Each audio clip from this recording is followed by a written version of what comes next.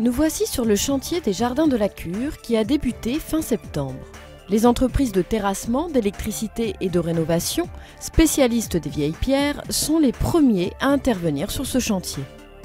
Anne Maguero, architecte paysager, maître d'œuvre du projet, ainsi que les élus en charge des travaux et du patrimoine, les rencontrent pour faire le point sur les travaux.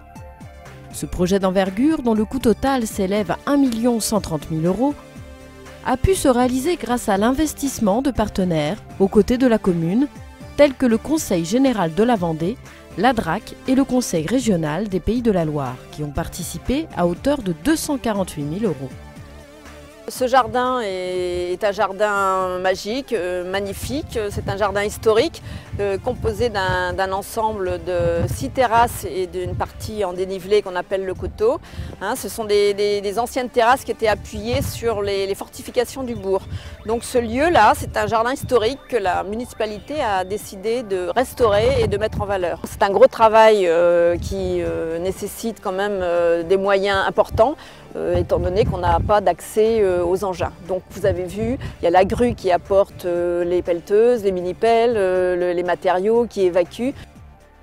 On a des dénivelés très importants entre les terrasses, donc cela a nécessité l'installation de rampes pour que les engins puissent circuler de terrasse en terrasse.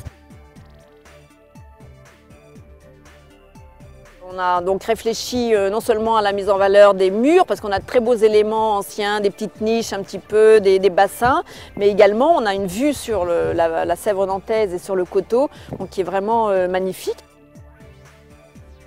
Chaque terrasse a une destination, une ambiance différente, une destination différente. Il y a des terrasses un peu de taille différente, des niveaux différents. Donc par exemple, proche de la Cure, on a le jardin qu'on appelle d'agrément avec son petit bassin ovale.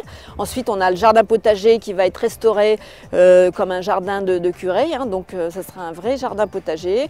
Et ensuite, là, on a cette grande terrasse qui mène au familial, qui sera un lieu comme un grand belvédère sur le paysage.